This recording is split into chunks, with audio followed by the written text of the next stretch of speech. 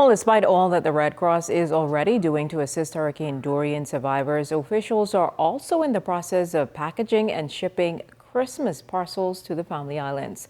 Director General Caroline Turnquest says while the recovery work continues following Hurricane Dorian, the need for assistance remains great, and the parcels will benefit hundreds this holiday season. Currently, what we're doing is packing the boxes around Christmas time, every December. We put together boxes for the elderly and those persons in the family violence that are in need of some food supplies. Those boxes, some have already arrived at some of the islands, and some have left this morning to go to the dock, get on the ships. So right now we are wrapping up sending out our Christmas parcels. Red Cross Director General Caroline Turnquest says hundreds will benefit from the meal over the holiday.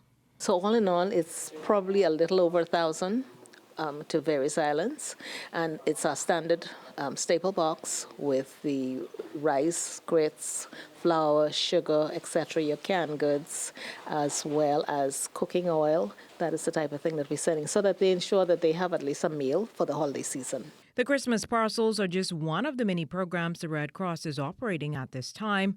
For Angela Hill, who is from the International Red Cross and Red Crescent Society, the work of the Red Cross is critical. It's really great. It's a team approach with people from all over the world working hand in hand and being led by the Bahamas Red Cross.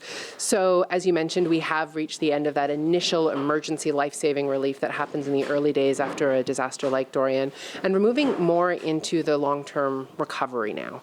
People are starting to return home. The Red Cross is in those areas to see what their next steps look like and to help with some recovery programming. And then we're working here in Nassau with people who are still displaced, with people who still need assistance on the ground here. She has been on the ground since Dorian and finds the contribution of volunteers fundamental. So volunteers are such an integral part of what we do. I mean, from the people who are here in the warehouse helping pack boxes, to those who work alongside us to help translate, to those who know their community so can introduce us to people and help us understand how a community ebbs and flows. The volunteer to the Red Cross is the singular most important part of what we do. And I've been here since early October. And it's been such an incredible privilege to work alongside the Bahamas Red Cross. The work they do is amazing, and they're such an important part of the community here, and we've seen that since we arrived on the ground. Cruise passenger Eric Garrett from Dallas, Texas, explained why he used his day in port to package parcels at the Red Cross instead of lounging on a beach. Well, we've been here before, and every time we come here, the people are always so good to us, and we've never had a bad experience here. So when the hurricane blew through, we just kind of felt bad for everyone, and the people that we're traveling with work with the Red Cross in America, and so we just thought this would be a great thing to do.